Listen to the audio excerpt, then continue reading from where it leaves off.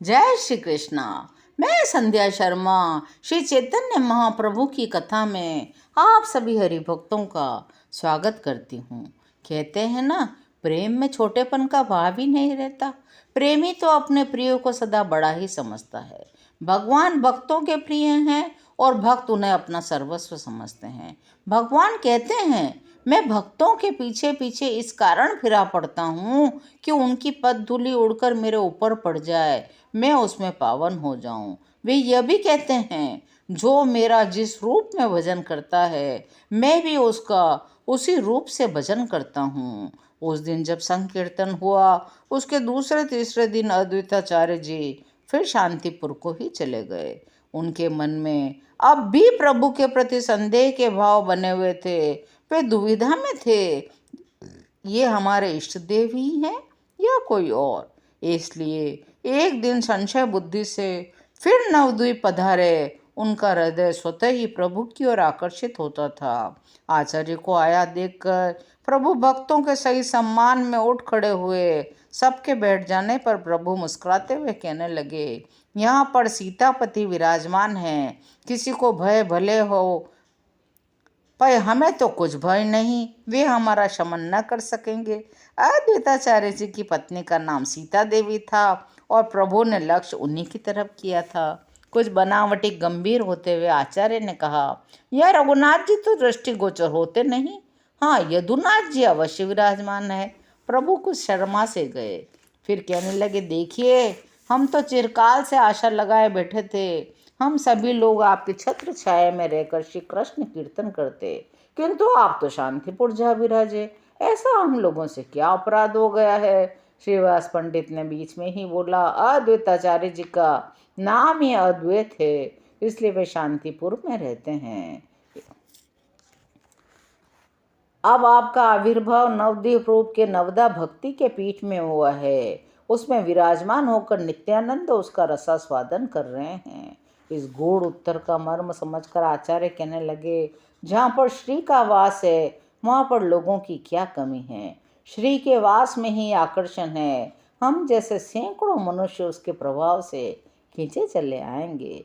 श्रीवास पंडित इस गूढ़ उक्ति से बड़े ही प्रसन्न हुए और प्रभु के ऊपर घटाते हुए कहने लगे, जब लक्ष्मी देवी थीं तब थीं, अब तो वे यहाँ वास नहीं करती, अब तो वे नवद्वीप से अंतर्धान हो गई।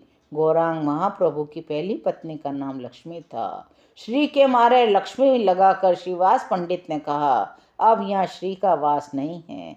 प्रभु ने देखा श्रीवास तो हमारे ही ऊपर घटाने लगे हैं, तो कहने लगे, पंडित जी, ये आप कैसी बात कर रहे हैं? श्री के माने तो भक्त होता है, और जहाँ आप जैसे भक्त विराजमान हैं, वहाँ तो श्री का वास अवश्य होना चाहिए।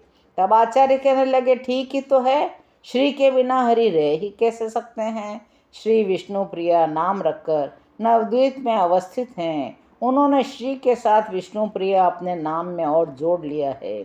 अब वे केवल श्री न होकर श्री विष्णु प्रिया बन गई हैं, क्योंकि महागौर द्वितीय पत्नी का नाम श्री विष्णु प्रिया था। इसी को लक्ष्य करके अद्वैताचार्य जी ने बात कही थी। इस तरह बातों का सिलसिला चलता ही रहा। उस आदमी की बातें सुनकर प्रभु ने कुछ भी उत्तर उसे नहीं दिया, क्योंकि वह आदमी कह रहा था, सची माता ने कहलवाया है, आज आचार्य घर में ही भोजन करें। कृपा करके वे हमारे आज के निमंत्रण को अवश्य स्वीकार करें।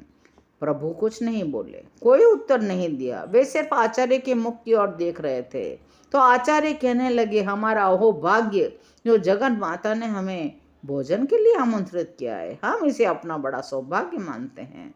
तब श्रीवास पंडित बोल उठे, इस सौभाग्य सुख को अकेले ही लूटोगे या दूसरों को भी साझी बनाओगे?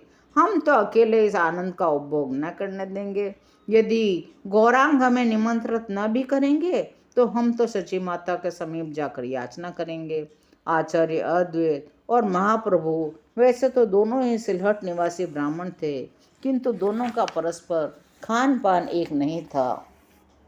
प्रभु ने कहा, भोजन की क्या बात है, सर्वस्व आपका ही है, किंतु आचार्य को 2 आदमियों के लिए भात बनाने में कष्ट होगा। आचार्य ने कहा, मुझे क्यों कष्ट होने लगा?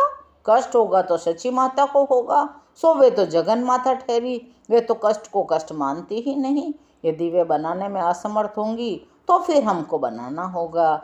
इसका मतलब आचार्य को हमारे घर का भात खाने में किसी प्रकार की आपत्ति नहीं। प्रभु यह समझ गए। वह आदमी स्वीकृति लेकर माता से कहने चला गया। इधर आचार्य ने धीरे से श्रीवास पंडित के कान में कुछ कहा। दोनों को धीरे धीरे बातें करते देख प्रभु कहने लगे, दोनों पंडितों में क्या गुपचुप बातें हो रही है? प्रभु, आचार्य अपने मन में अत्यंत दुखी हैं।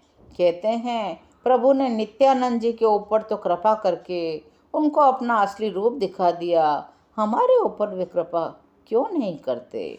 प्रभु ने कहा, मैं नहीं समझता असली रूप कहने से आचार्य का क्या अभिप्राय है। मेरा असली रूप तो यही है जिसे आप सब लोग देखते हैं।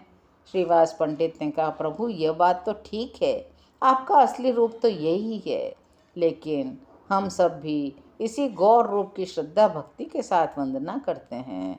किंतु आपने आचार्य को एक अन्य रूप के दर्शनों का भी आश्वासन दिया था। श्रीवास के उत्तर से संतुष्ट होकर प्रभु कहने लगे, पंडित जी, आप तो सब कुछ जानते हैं। मनुष्य की प्रकृति सदा एक सा नहीं रहती। मैं उन्माद की अवस्था में कभी कभी कुछ कुछ बक देता हूँ। श्रीवास पंडित ने कहा, प्रभु आप हर समय हमारी क्यों वंचना करते हैं? लोगों को जब उन्माद होता है तो उनसे अन्य लोगों को बड़ा भय होता है, लेकिन आपका उन्माद क्या सचमुच उन्माद होता है? यदि ऐसा है तो हमें इतना आनंद क्यों होता है?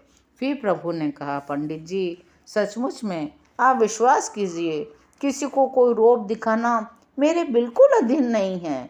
किस समय कैसा रूप बन जाता है मुझे तो स्वयं पता नहीं चलता। आचार्य श्याम सुंदर रूप के दर्शन करना चाहते हैं, यह मेरे हाथ की बात थोड़ा ही है। यह तो इनकी दृढ़ भावना के ऊपर है। इनकी जिस रूप में प्रीति होगी उसी भाव के अनुसार उन्हें दर्शन होंगे। यदि उनकी उत्कट इच्छा है, यदि यथार्थ में वे श्याम सुंदर का ही रूप का दर्शन करना चाहते हैं, तो आंख बंद करके ध्यान करें।